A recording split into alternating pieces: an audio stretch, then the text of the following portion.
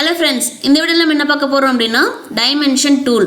So dimension டூல்ல large tool செட்ல இருந்து செலக்ட் பண்ணிக்கோங்க. ஒரு எண்ட் பாயிண்ட் கிளிக் பண்ணி மறுபடியும் இன்னொரு எண்ட் பாயிண்ட் கிளிக் பண்ணி டிராக் பண்ணீங்க அப்படினா உங்களுக்கு அந்த டைமென்ஷன் வரும்.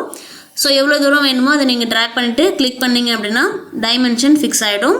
அப்படி இல்லை அப்படின்னா எட்ஜு கிளிக் பண்ணி ட்ராக் பண்ணானா கூட உங்களுக்கு அந்த டைமென்ஷன் வந்துடும். ஸோ அகெயின் கிளிக் பண்ணிங்கன்னா அந்த டைமென்ஷன் ஃபிக்ஸ் ஆகிடும். டைமென்ஷன் டூல் எடுத்துகிட்டு நீங்கள் சர்க்கிளில் கிளிக் பண்ணிங்க அப்படின்னா உங்களோட டயா உங்களுக்கு ஷோ ஆகும். அதேமாதிரி ஆர்க்கு கிளிக் பண்ணிங்க அப்படின்னா அதோட ரேடியஸ் உங்களுக்கு ஷோ ஆகும். ஓகே, இப்போது டைமென்ஷன் டூல் இப்போ நான் இந்த ஷேப்பே நான் சேஞ்ச் பண்ணுறேன் அப்படின்னா இப்போ புஷ்புல் டூல் யூஸ் பண்ணி இதோட ஷேப்பே நான் சேஞ்ச் பண்ணுறேன் அப்படின்னா அந்த டைமென்ஷன் ஆட்டோமேட்டிக்காக அதுக்கேற்ற மாதிரி ரீஅரேஞ்ச் ஆகிடுது. ஸோ அந்த டைமென்ஷன் ஆட்டோமேட்டிக்காக சேஞ்ச் ஆகுது நமக்கு. ஓகே, இப்போ இந்த டைமென்ஷனை நான் எடிட் பண்ணணும் அப்படின்னா ஜஸ்ட் அதை டபுள் கிளிக் பண்ணால் போதும், அந்த டைமென்ஷன் கிளிக் ஆகிடும். ஸோ இப்போ இதை எரேஸ் பண்ணிவிட்டு நான் ஒரு வேல்யூவை என்டர் பண்ணுறேன் அப்படின்னா அந்த வேல்யூ அங்கே வந்துடும். ஸோ இப்போ நான் புஷ்புல் டூலை யூஸ் பண்ணேன் அப்படின்னா மாடலை நான் சேஞ்ச் பண்ணால் அந்த நம்ம என்ட்ரி பண்ண அந்த டைமென்ஷன் எந்த வித சேஞ்சஸுமே ஆகாது, அது அப்படியே தான் இருக்கும். இன்னொரு டைமென்ஷன் மட்டும்தான் சேஞ்ச் ஆகும், மறுபடியும் ஆட்டோமேட்டிக்காக அதுவே மாறாது. ஸோ அப்போ நம்ம என்ன பண்ணணும் அப்படின்னா திரும்பவும் இதை ரீசெட் பண்ணணும் அப்படின்னா ஜஸ்ட் இதை டபுள் கிளிக் பண்ணுங்கள், அதை எரேஸ் பண்ணிவிடுங்க, தென் என்டர் பண்ணுங்கள். ஸோ இப்போ ஆட்டோமேட்டிக்காக ரீசெட் ஆகிடும்.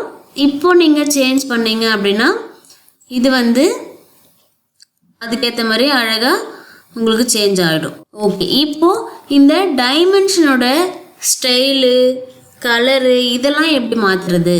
விண்டோஸில் மாடல் இன்ஃபோ இதுக்குள்ளே போயிடுங்க, இந்த டைமென்ஷன் அப்படின்றத கிளிக் பண்ணுங்கள். இங்கே பார்த்தீங்க அப்படின்னா டெக்ஸ்ட்டோட இது. ஸோ இந்த ஃபாண்ட்டுக்குள்ளே போய் கிளிக் பண்ணிங்க அப்படின்னா இங்கே என்ன மாதிரியான டெக்ஸ்ட்டில் இருக்குது அப்படின்னு இதை நம்ம சேஞ்ச் பண்ணனாலும் சேஞ்ச் பண்ணிக்கலாம். ஓகே, அதே மாதிரி இந்த இடத்துல ரெகுலர் போல்டு அப்படின்னு இருக்குது. இப்போ ரெகுலரில் இருக்குது, நான் போல்டு சேஞ்ச் பண்ணுறேன், வேல்யூ அதிலே இருக்குது. ஓகே கொடுத்துட்றேன். இங்கே நம்ம இங்கே அப்டேட் பண்ணி பார்க்கணும் அப்படின்னா இங்கே நம்ம செலக்ட் பண்ணணும். ஸோ ஃபஸ்ட்டு இதோட கலரையும் எனக்கு சேஞ்ச் பண்ணணும் அப்படின்னா இந்த சைடில் இருக்கிற இந்த பாக்ஸை கிளிக் பண்ணுங்கள். கிளிக் பண்ணிவிட்டு ஏதாவது ஒரு கலரை சூஸ் பண்ணுங்கள். ஸோ இப்போது இந்த மாதிரி நான் கலரை சூஸ் பண்ணிவிட்டு ஓகே அப்படின்னு கொடுத்தேன் அப்படின்னா அந்த கலர் இங்கே எனக்கு அப்டேட் ஆகும். எப்போ அப்படின்னா அப்டேட் கொடுத்தாதான். So select all the dimension, so update selected dimension. Okay, இப்போ அப்டேட் ஆகிடுச்சு. ஸோ இங்கே பார்த்தீங்கன்னா உங்களுக்கு தெரியும் ரெட் கலரில் மாறிடுச்சு. ஓகே, இப்போ அடுத்ததாக பார்த்தீங்கன்னா இந்த இடத்துல லீடர் லைன், இந்த லீடர் லைன் அந்த எண்டில் இருக்கு இல்லையா, அந்த லீடர் லைனோட ஷேப் எப்படி இருக்கணும் அப்படின்றது. இங்கே லீடர் லைனை இல்லை நன் அப்படின்னு கொடுத்துட்டு அப்டேட் கொடுத்தேன்னா so select all dimension update அப்படி கொடுத்தோன்னா எந்த ஒரு எண்டு பாயிண்ட்டுமே இல்லாமல் அப்படியே காமிக்குது. ஓகே, இப்போது அதே மாதிரி ஸ்லாஷ் அப்படின்னு கொடுத்துட்டு செலக்ட் ஆல் டைமென்ஷன் அப்படின்னு கொடுத்தோன்னா இந்த ஷேப்பில் உங்களுக்கு வருது. என்ன மாதிரியான உங்களுக்கு டைமென்ஷன் வேணுமோ அதை நீங்கள் ஃபிக்ஸ் பண்ணிக்கலாம். இப்போ அடுத்து டாட் அப்படின்னு கொடுத்துட்டு select all dimension update all dimension.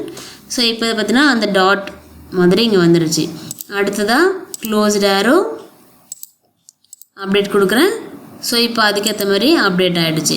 அடுத்ததாக open arrow select all dimension update all dimension. So இந்த மாதிரி உங்களுக்கு என்ன மாதிரியான ஷேப்ஸ் உங்களுக்கு வேணுமோ அதை நீங்கள் இங்கே கொடுத்துக்கலாம். அடுத்தது இங்கே பார்த்தீங்கன்னா அலைன் டு ஸ்க்ரீன் அப்படி இல்லைனா align to dimension line. So align to ஸ்க்ரீன்னா இங்கே ஸ்க்ரீனுக்கு ஏற்ற மாதிரி அது அலைன்மெண்ட் ஆகிக்கும். இப்போ அலைன் டு டைமென்ஷன் லைன் அப்படின்னு சொல்லி கொடுத்துட்டு இதில் 3 ஆப்ஷன் இருக்குது. அபோ அப்படின்னு கொடுத்தா இப்போ பாருங்கள் அபோன்னு கொடுத்தா இந்த மாதிரி அபோ வரும். அடுத்தது சென்டர் அப்படின்னு கொடுத்தாக்கா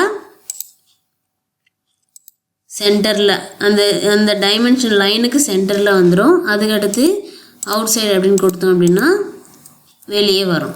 ஓகே, இப்போ நம்ம சென்டர் அப்படின்னு கொடுத்தா அந்த சென்டருக்கு ஏற்ற மாதிரி அது அலைன்மெண்ட் ஆகிக்கும்.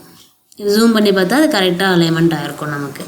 ஓகே, அதுக்கப்புறம் இன்னும் அட்வான்ஸாக என்ன செட்டிங் இருக்குது அப்படின்னா எக்ஸெப்ட் டைமென்ஷன் செட்டிங். இதில் போனீங்க அப்படின்னா இதில் 3 ஆப்ஷன்ஸ் இருக்குது. So hide when for shorten, அதேமாரி ஹைட் வென் டூ ஸ்மால். இதை அன்செக் பண்ணிட்டோம் அப்படின்னா இமேஜ் சின்னதாகும் போது டைமென்ஷன் மறையாது. இப்போ பாருங்கள், இப்போ இமேஜ் சின்னதானாலும் அந்த டைமென்ஷன் நமக்கு அப்படி தெரியுதா ஒரு மாதிரி கச்ச கச்சன்னு இருக்கா. ஸோ இப்போ பார்த்தீங்கன்னா இந்த ஆப்ஷனை நான் எனேபிள் பண்ணுறேன்.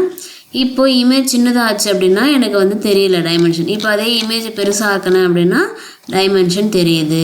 ஸோ அந்த மாதிரி நம்ம இங்கே ஃபிக்ஸ் பண்ணிக்கலாம். இதோட வந்து எவ்வளோ அளவுக்கு சின்னதாக இருக்கணும், எவ்வளோ அளவுக்கு பெருசாக இருக்கணும் அப்படின்றத நம்ம இந்த இடத்துல வேரியேஷன்ஸ் மாற்றிக்கலாம். ஓகே, எப்படி நம்ம டைமென்ஷன்ஸோட ஸ்டைல்ஸ் எல்லாமே மாறுறது அப்படின்னு பார்த்தாச்சு.